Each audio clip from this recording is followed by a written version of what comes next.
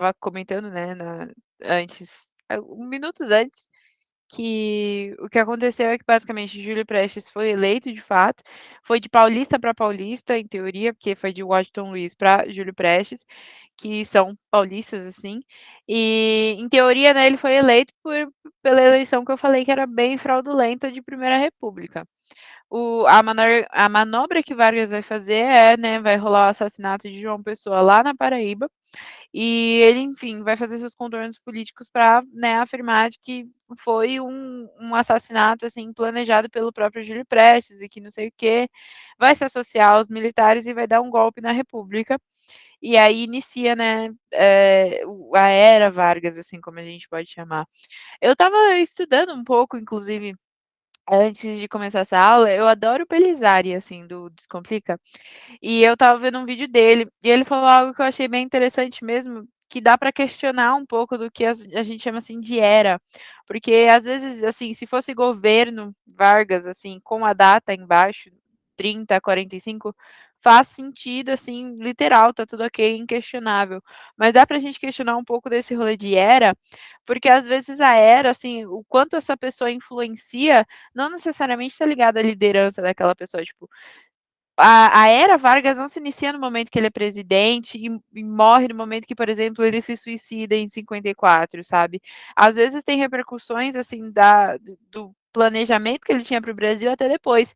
Tanto que ele citou algo que eu nem sabia que tinha acontecido, né? Que foi que o Fernando Henrique Cardoso, lá em 94, quando assumiu a posse dele de presidente, ele falou: ai, a era Vargas acaba agora, para vocês verem. Então, tipo, em 94, o cara morreu em 54, então 40 anos depois, né, ele ainda tem suas repercussões, ainda assim, falaram que ainda a Dilma fez uma shade no discurso dela de posse, que ela falou que a Era Vargas volta.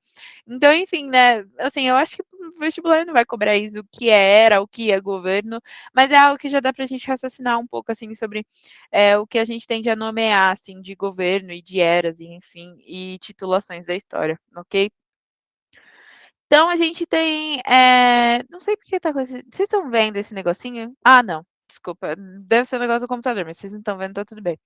A gente vai, né, dividir essa era ou o governo Vargas em 3 fases, assim, que ele vai se organizar para permanecer na liderança do Estado.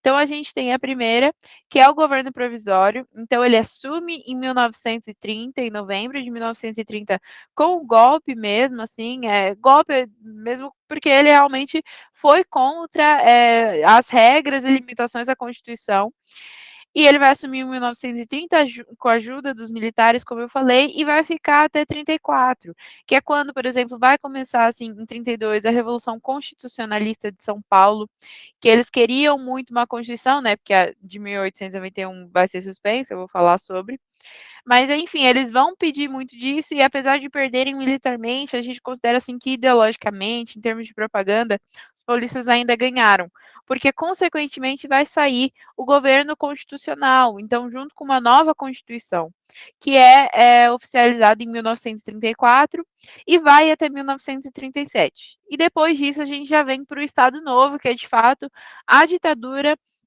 civil militar, assim, oficial de Vargas, civil, porque, né, Vargas é um civil mesmo, de fato, mas ele vai ter auxílio dos militares para conseguir coordenar todo o golpe mesmo e a instauração do período ditatorial dele, que vai ser de 37 a 45. Então, só nisso a gente já vê 15 anos de Vargas, sem contar que depois, né, a gente tem outra aula para falar disso, a gente vê que Vargas ainda sob, assim, uma república democrática, assim, tudo, ele vai ser eleito democraticamente como presidente, né? E vai culminar já no suicídio dele. Então, ok, tem esses 3 períodos. Importante de, não sei se é importante ou não assim, mas uma coisa que eu ouvia muito, que eu acho que vocês devem ouvir muito, pelo menos assim que a gente já faz vestibulares há alguns anos atrás, é que Vargas tende a cair muito no Enem. Então, eu considero um assunto importante, assim, se eu for dividir, por exemplo, em assuntos importantes que a gente dá no ano. Brasil colônia, depois segundo reinado, depois, República Velha ou Primeira República e por último, Era Vargas. Esses são os 4 assuntos assim que eu acho que vocês têm que deixar assim bem ok na mente de vocês. era Vargas, assim, como falavam, era um tema que caía todos os anos no Enem, não tinha, assim, um Enem que não tinha uma questão falando de algo, assim, de Vargas, mas que, de fato, lá em 2019, eu acho, se eu não me engano, foi em 2019, foi meio que abandonado já, tipo, foi um dos primeiros anos, assim, que caiu zero. Mas isso não deixa, assim, de ser um tema importante para os outros vestibulares mesmo, porque em termos de vestibular, um assunto bem legal mesmo, assim, para cair. Como eu falei, esses 4, assim, são bem favoritos, assim, do vestibular, então não duvido que caia, assim, às vezes numa segunda fase da FUVEST, primeira fase, enfim, ok? Agora a gente vai começar. Eu achei engraçado que no ano passado, que foi a primeira vez que eu dei aula, os 4 tópicos, Brasil, colônia, peraí que eu tô anotando. Segundo reinado, república, é que eu tenho mania de falar república velha, mas eu mesma, né, me corrigi falando que era a primeira república, tá cancelada. Primeira república, e aí por último já era Vargas mesmo. Mas enfim, aí a gente vai eu sempre ri, porque ano passado a primeira vez que eu dei aula, era engraçado que depois, assim, de Brasil colônia e, assim, logo no início de primeiro reinado, eu sinto que a gente já começa falando muito, de crises no Brasil, né. E é muito disso, assim, o Brasil é um país instável mesmo economicamente falando, e aí tem várias fases que vocês viram em que, assim, o Brasil, ainda mais por ser um país exportador, né, depende muito dos preços mundiais, dos preços internacionais. Então, qualquer coisa que acontece fora do Brasil, com certeza vai influenciar aqui, porque, né, a nossa economia é voltada para eles, ok? Então vai ter uma grave crise econômica, muito resultante, não só da crise de 29, né, porque, tipo, né, é uma crise muito forte que vai acontecer nos Estados Unidos, isso é fato, e que vai reverberar pelos outros países, pela Europa e tudo, e que também é resultante da política econômica que foi adotada pelos governos anteriores, isso é fato, assim. Principalmente, né, a gente viu lá o convênio de Taubaté, por exemplo, o governo comprando, assim, café para poder, né, estabilizar o preço, sem ter, de fato, assim, uma obrigação, tentar fazer com que os cafeicultores, por exemplo, diminuíssem a quantidade que eles estavam produzindo, todo esse tipo de coisa, assim. A Primeira República, vocês sabem que, principalmente a República Oligárquica, ela é muito feita, inclusive se for para repartir, assim, agora que eu coloquei os assuntos que mais caem, Primeira República, dentro dela, o que mais cai é a República Oligárquica, né? Que a da espada é menos, assim, não tem muita coisa a falar. Mas perdão por desviar de assunto, voltando. A Primeira República é muito marcada, principalmente na oligárquica, por uma forma assim fazer um governo para essas pessoas cafeicultoras, para essa elite assim paulista ou pelo menos do Sudeste assim, que estava dominando a economia e que agora passa a dominar a política. Então as políticas assim econômicas, principalmente que vão ser feitas nesses governos, vão ser muito focadas neles e vão ter um resultado assim para a economia do Brasil assim enquanto estado, que vai ser acentuada pela crise, né, como eu falei, de 29. Então a gente já vai ter uma diminuição brusca assim dos preços de mundiais do café. Eu tinha falado já na aula passada que isso aconteceu e ia acontecer, e isso ia continuar, e também ia continuar a produção dos cafeicultores ia continuar a ser tão alta assim, sem eles se preocuparem, diminuírem, investirem em outros lugares, enfim, vai ser uma preocupação séria, chegando ao momento em que, novamente, a oferta de café ela é maior do que a procura.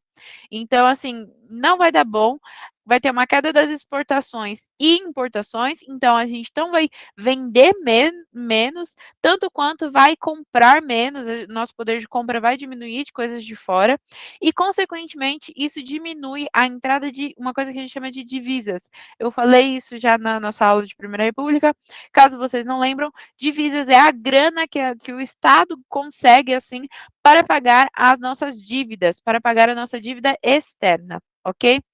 Além de tudo isso, a gente tem uma desvalorização, depreciação da moeda nacional. Então, a moeda da nossa época, de lá, seja qual for o nome, já desvaloriza. Tudo isso impossibilita o Estado brasileiro de conseguir pagar, né, a dívida externa que a gente tinha, né? Principalmente vocês viram um funding loan ou saneamento financeiro, chamem do que vocês quiserem, que basicamente foi uma consolidação dos empréstimos que a gente já não estava conseguindo pagar. Agora a gente chega novamente ao momento em que a gente não consegue pagar a dívida externa. E como saída para essa crise, né, o governo provisório de Vargas vai implementar o que a gente chama de política econômica agressiva de defesa do café. Essa é a política que, assim, não sei se você já ouviu a fofoca, que tanto fala que queimou, destruiu, né, sacas de café em quantidade, a gente está falando de aproximadamente 78 milhões de sacas de café que vão ser queimadas, destruídas. Então, o Estado brasileiro, né, já comprava há algum tempo, como vocês viram no convênio de Taubaté, e começa agora, né, a destruir o café excedente. Dessa forma, vai impedir que os preços mundiais do café caíssem ainda mais para deixar o lucro assim inatingível, assim, horrível. E só que assim, existe essa política de defesa do café que assistenciou esses empresários, assistenciou esses cafeicultores, mas que exigia, ao mesmo tempo, a redução, por exemplo, da produção de café e que também estimulava a policultura, né? Não sei se vocês lembram, mas a gente já pode recapitular. Monocultura é quando você tem um território assim de plantação e você só planta uma coisa. É só aquilo. Você, por exemplo, não divide a terra em quatro, enfim. Todo aquele terreno é destinado à plantação de uma coisa, que no caso é o café, né? Que vocês veem que eles estão produzindo, produzindo, produzindo, sem ligar. E a outra é quando você faz uma policultura, que aí às vezes é dividir em quatro, em cinco, em seis, 10, enfim, regiões para plantar outras coisas, enfim, seja o que for. E que também essas coisas que vão ser produzidas sejam voltadas para o mercado interno. Então, né, é para a economia interna, é para vender para os próprios brasileiros, né? Já que vocês viram, né, que como eu falei, por o Brasil ser tão focado em exportação, a nossa economia fica dependente de como está a situação lá fora. E é importante destacar que essa política agressiva de defesa do café vai dar certo. Então, assim, o Estado, por exemplo, vai conseguir evitar a falência dos cafeicultores aqui do Sudeste, vai conseguir salvar outros setores da economia que se envolviam, dependiam, assim, da venda, da produção do café, e o desemprego, assim, foi relativamente pequeno. Então, o baque que teve essa grave crise econômica que eu estava falando foi pequeno para os trabalhadores, assim, relativamente pequeno em termos de desemprego. E o mercado interno conseguiu manter um certo poder de compra. Então, não chegou a um ponto em que as pessoas assim estavam quebradíssimas, sem ter uma grana para comprar nada. Ter um poder de compra é bom, porque você movimenta a economia que está rolando no país, ok? Tudo isso ainda mais vai estimular também, né, como a gente falou, empresários, né, não sei o quê, tendo que reduzir a produção de café. Então, consequentemente, vai estimular a transferência de capitais, né, que impulsiona a industrialização. Então, eu estava falando, né, lá atrás, no segundo reinado, que ai, rolou a tarifa Alves Branco, restrições ao tráfico negreiro, isso rolou um excedente de capitais, algumas pessoas investiram em industrialização. Vai acontecer um processo meio semelhante aqui, que é, de novo, né, estimular realmente ter esses capitais sobrando, né, ter, não só ter sobrando, mas ter que fazer uma transferência, né, porque agora o governo está exigindo a redução da produção de café, que vai impulsionar o processo de industrialização que acontece, né, de fato aqui no Brasil. Então, eu estava falando antes que a gente tinha alguns surtos, falei que na Primeira República o número de ficas aumenta muito no Brasil, só que aqui a gente vai ter um processo de industrialização muito forte. O Brasil vai superar a crise de 1929, não vai ter um baque tão grande, principalmente porque estava muito alavancado pela industrialização que foi aceleradíssima. Foi um boom mesmo de industrialização. Então, assim, o país não possuía divisas, né, para importar manufaturados, não possuía crédito para trazer manufaturados aqui para o Brasil. E aí, assim, né, indústria nacional passou a produzir esses mesmos manufaturados que a gente trazia de fora para justamente suprir a falta, para, né, fazer o que a gente chama, já expliquei um pouco na nossa última aula, de substituição de importações. Então, tudo que os brasileiros tendiam a comprar muito de fora, agora as indústrias aqui mesmo do Brasil vão focar em produzir essas mesmas, para sair num valor mais barato, enfim, para, como eu falei, né, conseguir ainda mais focar no mercado interno. E uma consequência disso, né, eu estou falando que a industrialização vai ajudar na crise, então vai ser algo positivo e, consequentemente, vai ter uma expansão, né, uma formação da burguesia industrial. Então, agora, né, a gente viu a elite, sei lá, açucareira, a gente viu a elite do ouro em Minas, a gente viu a elite cafeicultora e agora a gente tem uma expansão, o começo de uma burguesia, né, industrial, principalmente no Rio de Janeiro e São Paulo, né? Então a elite econômica ela permanece, né, aqui no Sudeste. É importante dizer que o que eu sempre tentava trazer, né, nesses surtos de industrialização anteriores é que o Estado ele tinha pouquíssima ou zero participação né, nesses processos de industrialização que ocorreram antes. Aqui a gente tem um Estado que vai participar assim muito ativo, né, ativamente, né, em todo esse projeto, principalmente depois de 1937 lá no Estado Novo. Então a gente vai ter estímulos estatais, né, que assim, não sei se você sabe, mas a gente fala mais assim, sei lá, impostos, por exemplo, ai, eu cobro menos imposto, menos fiscalização se você construir uma indústria aqui. Eu dou mais crédito, eu empresto mais dinheiro se o seu projeto de empreendimento for para uma indústria, por exemplo. Isso já é um estímulo do Estado, protecionismo estatal, que é nada mais nada mesmo por exemplo, taxar coisas que vêm de fora, né? Então, sei lá, às vezes um produto de fora, que é o mesmo do brasileiro, tem 10% de taxa do que um produto aqui com 5%. E vai dificultar, né, consequentemente, as importações, vai fazer com que as importações diminuam. Lê, você quer falar algo? O Camis, o Guilherme perguntou aqui no chat, consegue falar da Ah, divisa tá. rapidamente? Né? Consigo sim, obrigada, Lê. Então, divisas é essa grana assim que a gente tem para pagar as dívidas externas mesmo. Então, é um nome que a gente tem.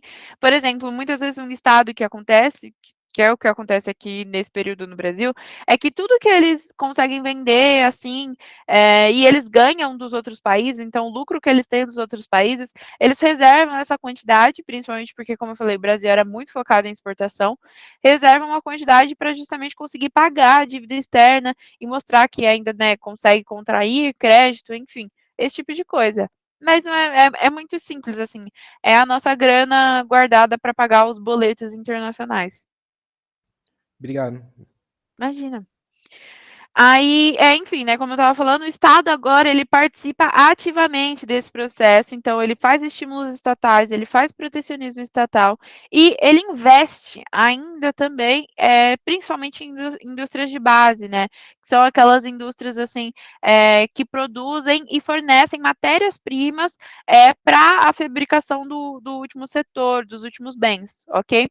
Principalmente a gente pode falar, né, que em 1941, como exemplo, a gente tem a criação da CSN, da Companhia Siderúrgica Nacional, ok? Ainda tem outra, o Vale, por exemplo, era nosso, tanto a CSN quanto a Vale do Rio Doce vão ser privatizadas depois, né? E aí eu falei um pouco desses, eu acho assim, bons marcos assim do governo de Vargas, que tanto é a política de defesa do café, que consequentemente vai gerar, né, o processo de industrialização. Então são legais de ser conversados, né? Industrialização é um bom marco assim do Vargas, mas agora a gente pode falar de uma fase mais política, assim, que é, né, sobre os governos. Então a gente inicia no governo provisório de 30 a 34. Tem a centralização política, né, porque basicamente ele vai revogar, acabar com a Constituição de 1891, como eu falei. Nisso, ele dissolve o Congresso Nacional, então, assim, não tem deputados, parlamentares, enfim. Ele mesmo é o poder legislativo. Ele demite todos os governadores em 1930 que existiam na época e nomeia o que ele vai chamar de interventores federais. Inclusive, eu falei que Vargas vai queimar bandeiras dos estados, por exemplo, para mostrar essa forte centralização política. Inclusive, alguns desses interventores interventores eram tenentistas, né? Então, militares. Como eu falei, ele já tinha associação para dar o golpe. E outra coisa que surge bem no meio desse governo provisório, importante de falar, é o Código Eleitoral de 1932, que é o primeiro código eleitoral que a gente tem do país mesmo. Vai instituir, por exemplo, voto feminino e voto secreto, agora diferente já algumas das práticas que a gente via muito na Primeira República, dependiam de saber para quem aquela pessoa estava votando, agora não mais. Não só isso, né? Mulheres são incluídas no voto, adota um sistema proporcional de votação e ainda assim cria uma justiça eleitoral, que é, né, o Tribunal Superior Eleitoral, TSE, que a gente conhece até hoje.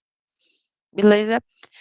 Aí acontece outra coisa em meados assim do governo provisório, que é, como eu citei antes, a Revolução Constitucionalista, marcada pelos paulistas aqui, né, São Paulo e tal, planejada principalmente pela Frente Única Paulista, então, né, essa frente política que existia, e também liderada pelo Partido Republicano Paulista, né? Então, o pessoal, né, que tinha indicado o Júlio Prestes lá na época, né, revoltado que Vargas tinha tomado todo o poder.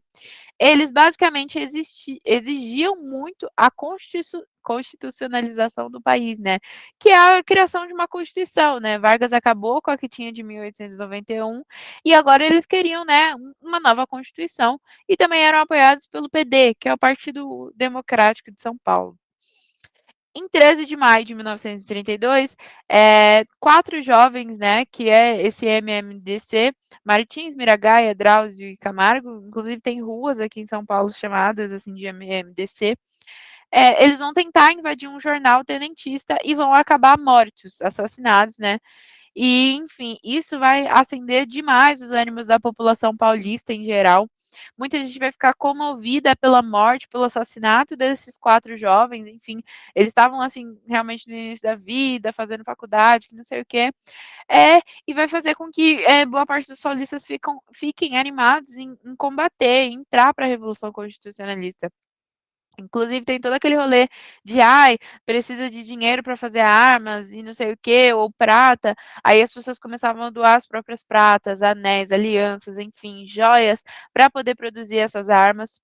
Mas, enfim, o confronto vai durar 3 meses, só que acaba militarmente derrotado, né? Já que Vargas tinha todo o apoio do exército brasileiro inteiro. E aí, só que a gente considera que o quê? Que militarmente foi derrotada, assim, fisicamente não há questionamento de que os paulistas perderam, mas política e moralmente foi vitorioso. Principalmente por quê? Porque vai surgir uma Constituição 2 aninhos depois, né? Uma Constituição promulgada em 1934. Qual que era o regime dessa Constituição, dessa nova Constituição?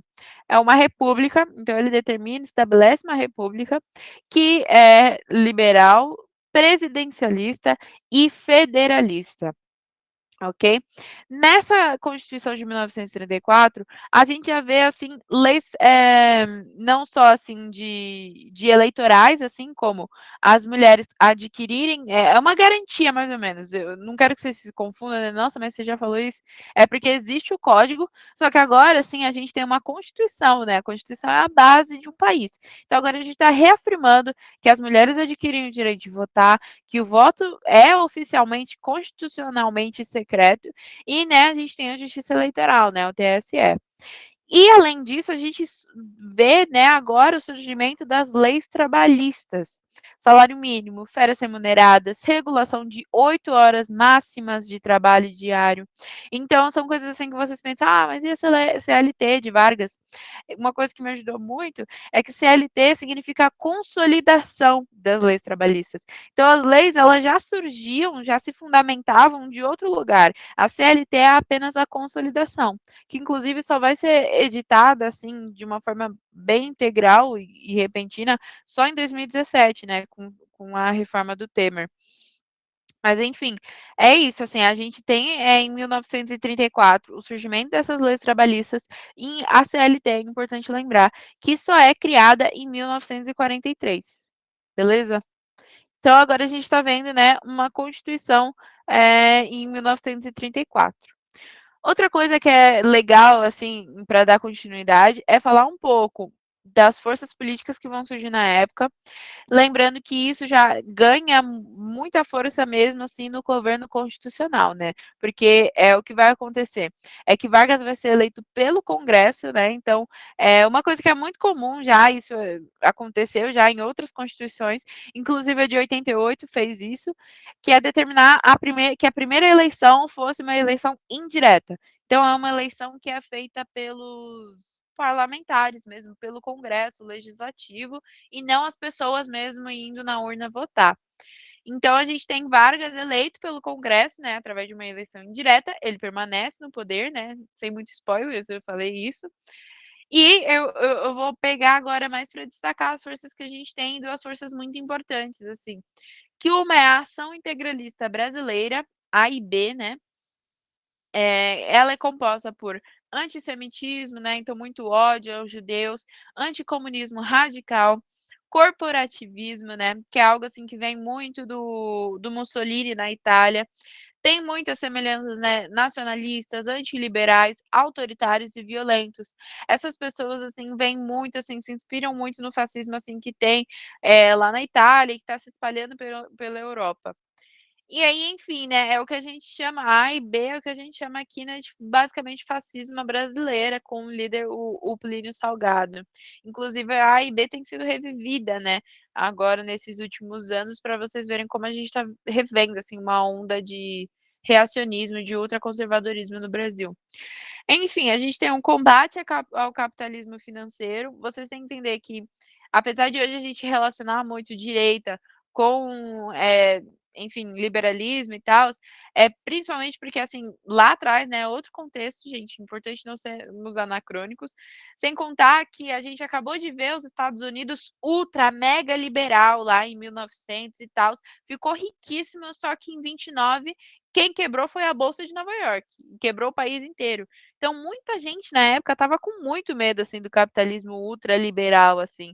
Então, essas pessoas, normalmente, elas eram mais corporativistas, elas não apoiavam o capitalismo 100% financeiro, eram mais protecionistas, ok?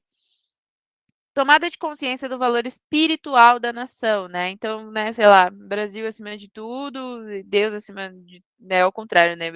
Deus acima de tudo, Brasil acima de todos, enfim, se assemelha muito Deus, pátria e família, seja o que for.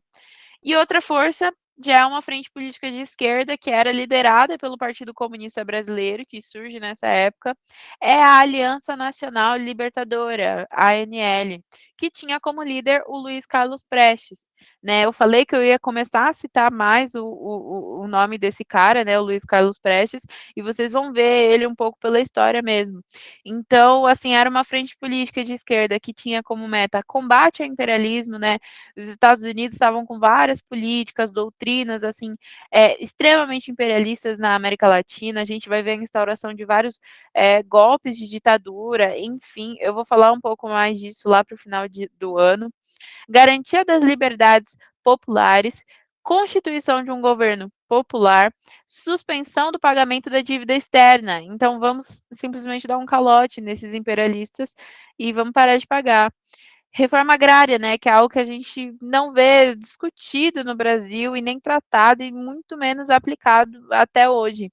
Então, né, a gente está vendo os latifundiários, as pessoas que ganharam as sesmarias lá na colônia, com seus tataranetos, continuando com aquela porção de terra, produzindo, sei lá, café em total excedente, enquanto gente, assim, sem nem casa, né, a população preta, por exemplo, sem auxílio, sem apoio nenhum.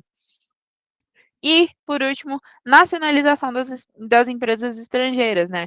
Então, nada mais, nada menos era do que uma, assim, estatização mesmo, trazer mais empresas brasileiras, assim mesmo, para o Estado. Aí o que vai rolar é a intentona comunista, que é importante que vocês lembrem, assim, uma coisa que eu não citei, que está aqui em cima, é que em 1935, então em julho de 1935, é que Vargas vai pôr na ilegalidade a ANL, a Frente Política de Esquerda, né? Através da Lei de Segurança Nacional, que essas leis que eu falei que usam assim para, segurança do Estado, que não sei o quê. Então, nesse período, eles colocam, Vargas coloca eles assim na ilegalidade. Logo após isso, em novembro do mesmo ano mesmo, vai rolar a Intentona Comunista, que enquanto, né, a gente comentou na aula, é importante que vocês não confundam, assim, comentaram de, ai, não, Vargas escreveu um golpe falso, assim, não é esse. A Intentona Comunista é uma insurreição, assim, com armas e tudo comunista oficial. A única coisa é que foi, assim, mal planejada e mal executada, assim, porque o plano era fazer rebeliões em quartéis do Rio de Janeiro, do Pernambuco e do Rio Grande do Norte, só que a revolta vai iniciar antes em Natal, fazendo com que eles já soubessem, assim, de que estava tendo uma insurreição, um plano, assim, de golpe comunista, então vai facilitar, né, o combate ao movimento. Aí o que vai acontecer é que o governo vai agir rápido, vai decretar estado de sítio, como eu falei, né? Estado de sítio é uma opção que eles têm, né, para a segurança nacional, enfim, que vai ser, né, vai ser assim, a desculpa para Vargas, assim, sucessivamente prorrogar ele até 1937, sendo que vai ter uma repressão generalizada duríssima. Então, assim, a Olga Benário, por exemplo, era uma mulher alemã judia, vem aqui para o Brasil, conhece Luiz Carlos Prestes, né, se torna comunista, assim, e vai ser extraditada de volta para a Alemanha de Hitler. Então, assim, né, ela vai para aquelas câmaras, enfim. Inclusive, ela vai grávida ainda de Luiz Carlos Prestes. Então, tem essa repressão extremamente forte por parte de Vargas. Milhares de pessoas vão ser presas. O Luiz Carlos Prestes mesmo vai ser preso nessa época. E, enfim, a sociedade já vai entrar em um clima de terror das esquerdas, mas a esquerda estava extremamente enfraquecida nesse momento, né? E aí, enfim, né, o governo vai se aproveitar desse período, né, o governo, junto do alto comando militar, né, do exército, vão passar a planejar um golpe, né, se aproveitando dessa situação disso que tinha acontecido. E isso vai gerar o plano Cohen. Esse sim não passa assim de um pretexto para reacender o clima golpista, vai ser, né, soltado, enfim, vazado, né, em setembro de 1937. Então, lá na Intentona Comunista, o Vargas vai declarar já estado de sítio e vai ficar enrolando, enrolando, enrolando. E chega em 1937, junto com o exército, eles vão realizar, né, esse plano fantasioso de uma insurreição comunista, né, que era para acontecer, que não sei o quê. E nada mais, nada menos era do que passava assim de uma farsa de autoria de né, desse capitão Olímpio Mourão Filho, que inclusive é o mesmo, assim, sei lá, o mesmo parente assim do nosso atual vice-presidente. Nada mais nada menos que o objetivo era aterrorizar a população, acharem que o comunismo ainda estava vivo, de que haveria um golpe comunista, e aí Vargas precisava continuar tomando posse, assim, né, permanecendo, né, no governo. E isso tudo, assim, para Vargas, né, e os militares criarem essa histeria, gerar uma histeria, né, anticomunista e declarar, né, o Brasil como estado de guerra. Então, se o estado de sítio, gente, já fecha muito e foca muito poder em Vargas, imagina o que é declarar um estado de guerra oficial. É bem mais centralizado, ok? E nisso a gente já tem isso. A gente já tem o plano Cohen nada mais é do que um pretexto, né, para declarar esse estado de guerra e para dar um golpe, né? Se vocês quiserem, não sei se vocês sobrarem tempo, dá assim, ou na próxima aula eu posso trazer, enfim, para a gente ler esse plano Cohen que foi vazado, igual tem essa notícia que o tenebroso plano foi apreendido, né? Tipo, olha como o exército ótimo achou esse plano e está tentando evitar o golpe comunista, que não sei o quê. Enfim, eles vão se aliar dessa histeria que estava rolando na imprensa, na população, e vão dar esse golpe civil barra militar, porque, enfim, né, a liderança continua na mão de Getúlio, mas tem envolvimento direto dos militares, como vocês estão vendo. E aí a gente tem o início da ditadura do Estado Novo. É isso que a gente tem por hoje, gente. Alguém tem alguma dúvida? Fale, Lê. Ô, Camis, deixa eu te perguntar, que eu tava desde a semana passada, não, desde segunda-feira eu tava pensando, porque assim, eu não sei se faz sentido, mas ao mesmo tempo eu fico, gente, mas não faz. É porque o que acontece? No golpe que teve em 1930, que foi o Getúlio, ele era militar, certo? Ele era militar. Hum. E aí ele faz esse golpe. E aí é a mesma coisa também, tipo, beleza, tem ele. E tem o Júlio Prestes, que também era a favor do tenentismo. É. Então, assim, não são as mesmas, tipo, militar? Não é a mesma coisa? Eu sei que teve todo o rolê, que era oligarca, que ele indicava, e aí o Washington Luiz teve deu a louca, vou indicar aqui o Júlio. E aí deu essa loucura, mas, tipo, não é a mesma coisa, tipo, os dois não são militares, tipo, os dois não entregavam a mesma coisa, sei lá. Uhum. Não, eu entendi. Eu vou ter que pesquisar, assim, como que era Júlio Prestes perante ao tenantismo, assim, e as relações dele com o militarismo. Sim, Porque o que a gente tem em mente, assim, é que lá na República da Espada, quando os caras foram tirados, eles ficaram muito bravos, assim, e tal. A boa parte do alto comando se estabilizou, ficou ok, só que ainda a gente tem, né, esse movimento tenentista que estava toda hora contra. Por exemplo, se eu não me engano, na verdade eu falei em aula, né, eles eram muito contra o governo do Arthur Bernardes, por exemplo, que o cara, ele acabou falando mal deles e tal.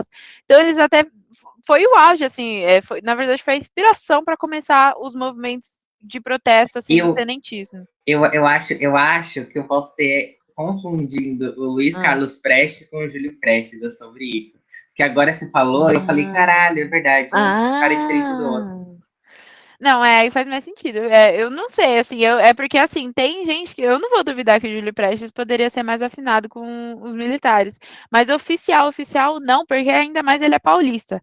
Se fosse os mineiros, assim, outras regiões, tudo bem, mas é que os paulistas realmente estavam muito focados em mais esse rolê cafeicultor, assim, liberal, sabe? Então, eu acho bem difícil. Agora, o Luiz Beleza. Carlos Prestes, eu acho, tem uma coisa assim que eu também, eu ficava com dúvida, assim, que a gente fica muito nesse período assim, cara, o Luiz Carlos Prestes, tal, comunista, ele quer, sei lá, estatizar e deixar a economia mais protecionista e não sei o quê, não é a mesma coisa que Vargas quer? É, Só que são duas coisas, são dois projetos diferentes ainda assim no final, sabe? É o que eu estava falando um pouco. O que vai acontecer muito nesse período é que a direita, apesar de não ser liberal, de ser esse oposto que a gente tem hoje muito claro, né? De uma esquerda que é muito mais fechada assim no extremo para o comunismo e uma direita que é muito mais fechada para o liberalismo. Só que na época tinha muito trauma assim do liberalismo, porque o que a gente vive hoje ainda é um período chamado neoliberalismo, né? Então, na época, o liberalismo puro mesmo, ele quebrou, ele deu extremamente ruim. Foi o que a gente chama de capitalismo financeiro também, como eu coloquei no slide anterior, que é esse rolê dos investimentos, do Wall Street, da Bolsa de Nova York. O que aconteceu é que no final deu muito ruim, quebrou, ninguém tinha dinheiro para nada, só dívida atrás de dívida, realmente, tipo, foi um estado quebrado. Então foi um trauma assim para todo mundo, assim. Tanto na Europa que vocês vão ver com Mussolini, sabe? O cara vai chegar com todo esse rolê corporativista, de proteção, tudo contra isso, mas não significa que é a mesma coisa com o comunismo, ok? entendi. Faz sentido. O Luiz Carlos Prestes é o mesmo da coluna, né? Tá certo. Isso é. Não, isso tá Tá, certo. então tá bom. Nossa, Camis, ano passado, menina, foi um surto isso. O Orte teve que me explicar tudo. Nossa, velho, foi foda. Não, eu entendo.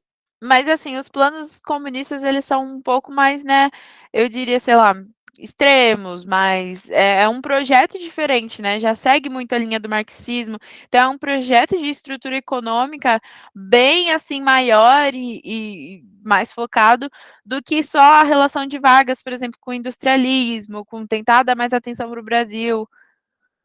Mas é muito discutido ainda, assim, na esquerda. Tem gente que gosta de Vargas, tem gente que não gosta. Igual, eu nem sabia, assim, que a Dilma tinha falado que ela ia trazer a Era Vargas de volta. Então, Também não. semelhanças tem, assim, semelhanças tem, mas não é a mesma coisa. Beleza, obrigado, Camis. Nada. Acho que a Yasmin tinha levantado a mão.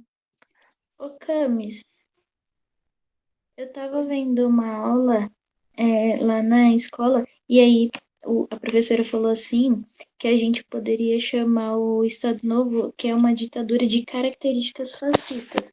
Tá certo ou não? Porque, tipo, se chamar de um Estado fascista ficaria errado, porque ele não tem todos os complementos. Então, tá certo chamar de ditadura com características fascistas?